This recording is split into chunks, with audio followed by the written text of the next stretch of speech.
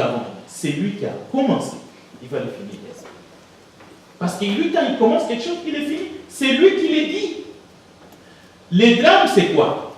Soit il a commencé quelque chose en vous, soit il n'a pas commencé. Soit vous refusez qu'il termine ce qu'il a commencé en vous, c'est votre liberté. Donc vous fichez le temps. Pas ici, je ne dis pas que vous fichez le temps ici. Vous fichez le temps devant lui. C'est-à-dire le médecin qui a commencé l'opération en vous, ben, vous sortez de la table d'opération. Vous sortez dehors et puis vous en allez. C'est pour aller mourir quelque part sur la route. Parce que votre plaie n'est même pas cicatrisé, il n'est pas fermé. Ben, c'est ta liberté. Donc, la vie éternelle est liée à la personne et à l'œuvre de Jésus-Christ, le Fils unique de Dieu. Le Dieu véritable, la vie éternelle, c'est lui qui a les paroles de vie. Les paroles de la vie éternelle, les passages sont là. Jean 6, 68. C'est lui qui donne la vie éternelle, mais quelle est notre responsabilité? Nous devons discerner. Nous devons croire en lui. Nous devons garder ses promesses. Nous devons rester fidèles. Nous devons lui obéir. Pas à 50%, mais Dieu demande toute l'obéissance. Dieu demande la volonté du Père. Pas notre propre volonté, mais la volonté du Père. Alors, je ne sais pas s'il y a des questions, des commentaires, je prendrai volontiers, parce que j'ai démontré un peu l'engagement de Dieu dans ces domaines. Je vous écoute. S'il y a des questions, parce qu'il faut que je m'arrête à 10, et on a 10 minutes.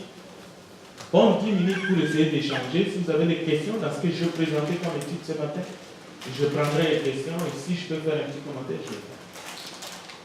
La parole est à vous, la parole est dans la salle. Sentez-vous libre de vous exprimer avant qu'on aille dans la prière. Oui, en fait. Alors, on vient de voir un texte où Jésus a dit: celui qui croit en moi et qui croit en celui qui m'a envoyé, il ne viendra pas en jugement. Et il y a d'autres textes: il est réservé à l'homme de mourir une seule fois, après quoi vient le jugement.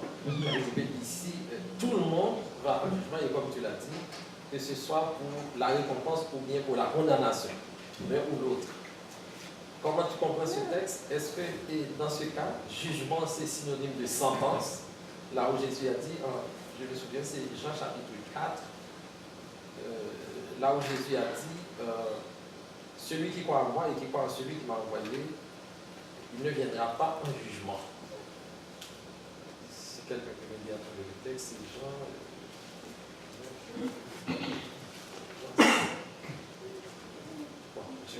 Jean 5, 24. Jean 5, 24, exactement.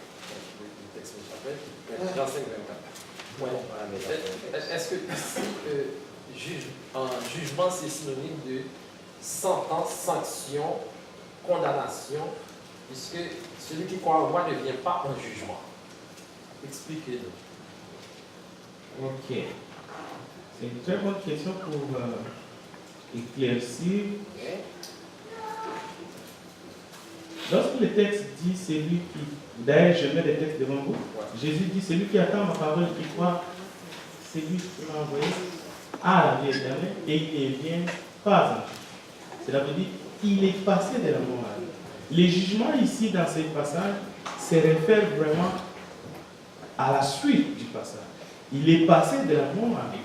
Donc les jugements dont il est question ici, c'est que cette personne-là qui croit en Jésus, et qui croit celui qui a, il est passé de la mort à la vie, donc la mort n'a plus de pouvoir sur lui. Donc il est affranchi de la mort, il a la vie. Il n'y a plus ce jugement-là qui puisse passer à la mort, ça n'existe plus pour lui parce que Jésus est la vie et il est la résurrection. Maintenant, en contrepartie, j'ai insisté sur le tribunal de Christ. Alors, devant le tribunal de Christ, on ne vient pas pour ces jugements-là qui est dans Jean 5, 24. Devant le tribunal de Christ, il est question de venir pour les récompenses. C'est lorsque tu as fait en bien ou en mal. Donc, il y a une différence entre le tribunal de Christ où tous les êtres vont se présenter bons, méchants, justes, injustes. Parce que la Bible parle de cela.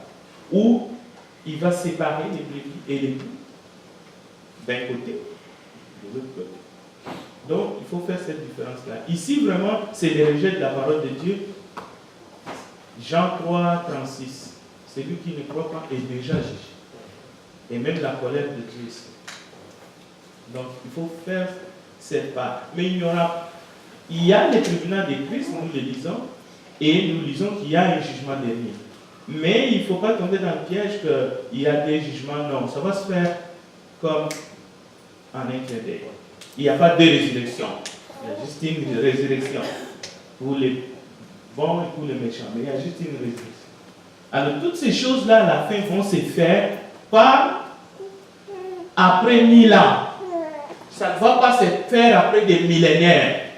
C'est-à-dire, une résurrection se fait. Après, il y a 2000 ans qui vont passer. Jésus est en train de gouverner ici sur la terre avec les apôtres sur des trônes. Entre-temps, il y a des régimes sanguinaires qui vont continuer.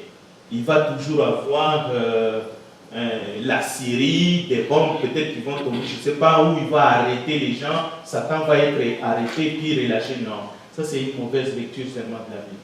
Lorsque Jésus vient, c'est pour la consommation. Mais tout ce qui est écrit va se faire. Il va le faire. Le problème, c'est que nous prenons Jésus, nous le rentrons dans notre temps. Non, lui, il est au-dessus du temps. Comment est-ce que Dieu va faire ces choses rapidement, comme l'enlèvement en un clin d'œil? Imaginez. Dieu dit, c'est lui qui vous touche, vous mes oints, vous mes fidèles. Il touche la primaire de mes yeux. Donc, vous comprenez? C'est pour que nous comprenions le message. Et ceux qui sont en lui sont des intouchables. Dieu dit, attention, c'est lui qui vous touche, il me provoque. Alors, imaginez que moi, je viens mettre mon doigt dans les prunelles de tes yeux là. Imaginez. Donc, c'est un langage pour que nous comprenions. C'est pour ça que nous avons tous cet langage. Quelqu'un d'autre? Quelqu'un d'autre? Vous pouvez commenter là-dessus. Vous pouvez peut-être aller dans un autre sens.